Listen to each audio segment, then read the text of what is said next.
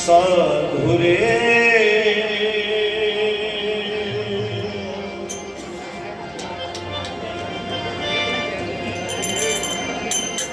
ગુરુ બિન ગોરા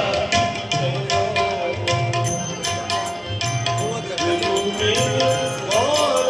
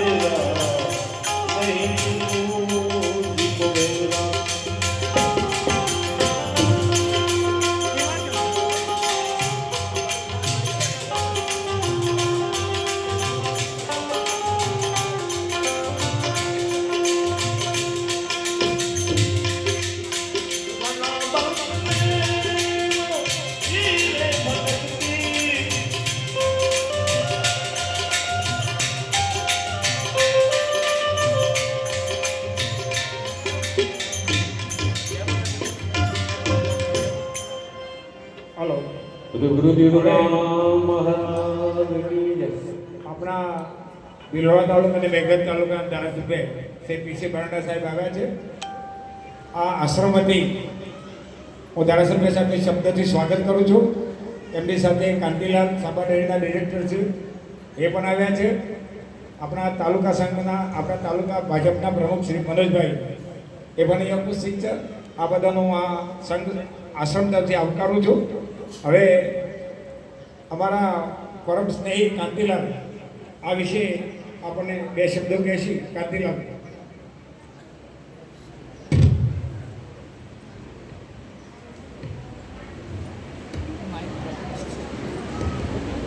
સદગુરુ દેવ કી જય. સ્વર્ગસ્થ ધીરુબાવજીના એમના લોકાચારના ને એમના પરમ કૃપાળુ જે પરમાત્મા ધીરુબાવજીને સ્વર્ગમાં એમને સ્થાન આપે એના માટે અહીંયા સૌ આપણે એકત્રિત થયા છીએ. ત્યારે આપણા તાલુકાના લોકપ્રિય અને લોકલાડીલા ધારાસભ્ય મોરબી પીસી બરંડા સાહેબ, નારણબાવજી, આ સમાજના અને અમારા સૌના આગેવાન અને કાયમી આ સત્સંગ સાથે જે જોડાયેલા છે ને આ આશ્રમ જે આપણે જોઈ રહ્યા છે એને અહીંયા સુધી પહોંચાડવામાં જેમની મોટી ભૂમિકા છે એવા અમારા મોરબી કાનજીભાઈ, સૌ સમાજના અને આ તાલુકામાંથી પધારેલા સૌ માતા બહેનો, સમગ્ર સમાજની અંદર ધીરુબાવજીએ એક નવી દિશા આપી છે. વિશેષ ના કહેતા 120-21 વર્ષ સુધી જ્યારે આ સમાજને એક સદમાર્ગે દોરવા માટે અને આપણે નાની મોટી વ્યસનોથી આપણે બહાર આવીએ એના માટે છેલ્લા શ્વાસ સુધી અમે પ્રયત્નો કર્યા છે. અહીંયા આ બોલુંદ્રા ગામ અને સમગ્ર તાલુકાની અંદર દરેક સમાજની અંદર આમ તો બાવજી એવું કહી શકાય કે આપણો તાલુકો એ સંતોનો તાલુકો છે.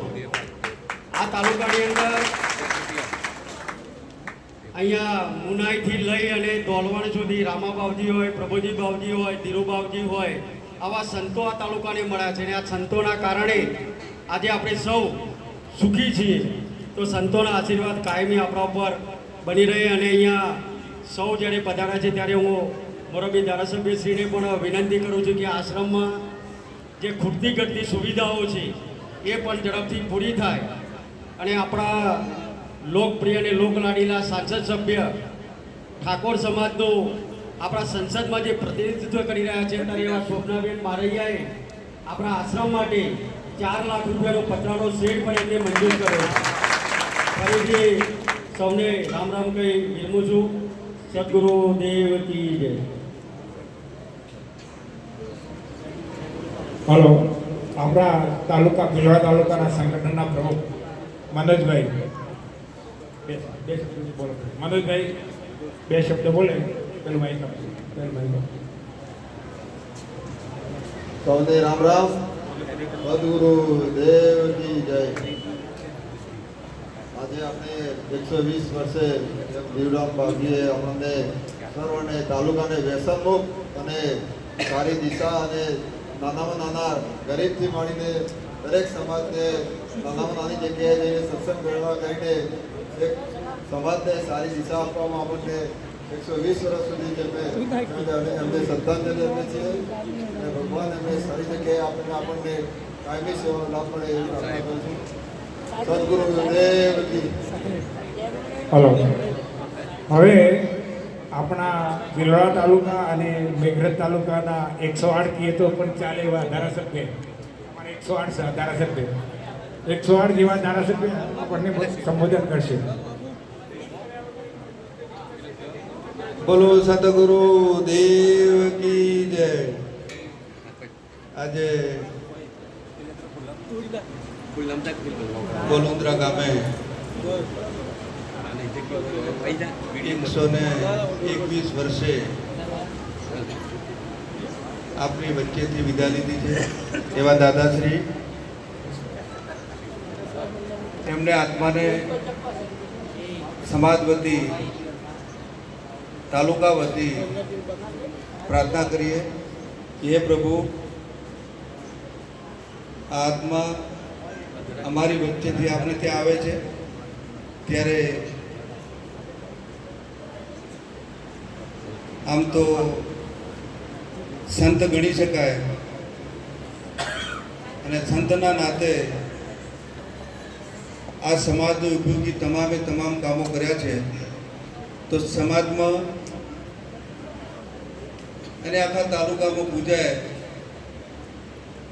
એવી ભગવાન પાસે પ્રાર્થના કરીએ અને એમને આત્માને શાંતિ મળે એ માટે બધા પ્રાર્થના કરીએ. આમ તો આ સમાજ 101 વર્ષ થયા એટલે બધાએ બાપુના દર્શન કર્યા છે. અહીંયા પણ મારે આવવાનો મોકો મળ્યો. એ આશ્રમમાં પણ આપણે ત્યારે એક મંદિરની આસ્થા કરી હતી, એમાં પણ એમના હાથે જ થયું હતું. તો આજે આ કામ પૂર્ણ થાય એવી અપેક્ષા છે. અને આજે આમ તો શોભનાબેને શેડ માટે વાત કરી છે, ત્યારે મારા વતીથી આ સમાજ અહીંના આગેવાનો, અહીંના બોલુંદ્રા ગામના આગેવાનો એમની ઈચ્છાથી આપણને કહેશો તો એ પ્રમાણે આપણે કામ કરીશું અને એમને મદદ કરીશું. એમને આત્માને શાંતિ મળે એવા આપણે પ્રયત્નો કરીશું. એમને જે ઈચ્છા હશે એ પૂર્ણ કરીશું. અને આજે આપ સૌ અહીંયા બેઠા છો ત્યારે વિનંતી એટલી કે આખા લગભગ હું માનું છું ત્યાં સુધી ગુજરાતમાંથી બધા જ સમાજના આગેવાનો પણ આવ્યા છે, ભાઈઓ પણ આવ્યા છે, બહેનો પણ આવ્યા છે. એમને શ્રદ્ધાંજલિ આપીએ છીએ સૌના વતીથી. તો ફરીથી આ દિવંગત આત્માને શાંતિ મળે અને આપ સૌ અહીંયા આત્માને શાંતિ મળે એ માટે બધા પ્રાર્થના કરીશું. અને જ્યારે જ્યારે એમના આપણી સમાજની મુશ્કેલી આવે ત્યારે એમને આપણે બધા જ યાદ કરીશું. આપણને પૂરતું માર્ગદર્શન આપશે એવી અપેક્ષા રાખું છું. અને સૌને મારા ફરીથી નમસ્કાર. અને અહીંયા જે સરકારી કામ હશે એ પણ આપણે કરીશું. આપણી જરૂરિયાત તો અમને કીધી નથી એટલા માટે હું ગોળ ગોળ વાત કરું છું, પણ કહેતા હતો હમણાં પણ બધું એ જ રહ્યા છે બધા. હા પણ બોલી દો ને તમે પોત આ જરૂરિયાત છે. બરાબર.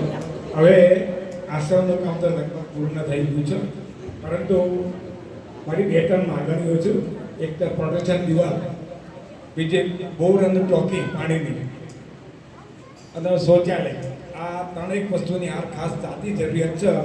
એમાંથી આપને યોગ્ય લાગે એ જાહેર કરાવી નથી છે. એસ્ટિમેટ કરાવ્યું છે કેટલું થાય છે? 13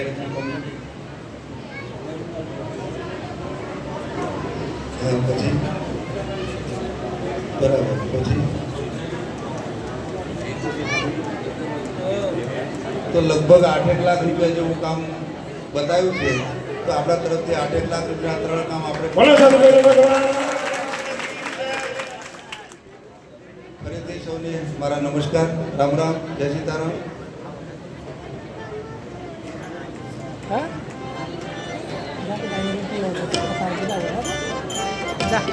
હવે દરેકને વિનંતી ધારાસભ્ય સાહેબને પણ થોડો પ્રસાદ લઈને જાય. પ્રસાદ અંદર કરાવું છું. પ્રસાદ લેવો ભાઈ, અંદર વ્યવસ્થા કરી દે જરા 5-6 જણ.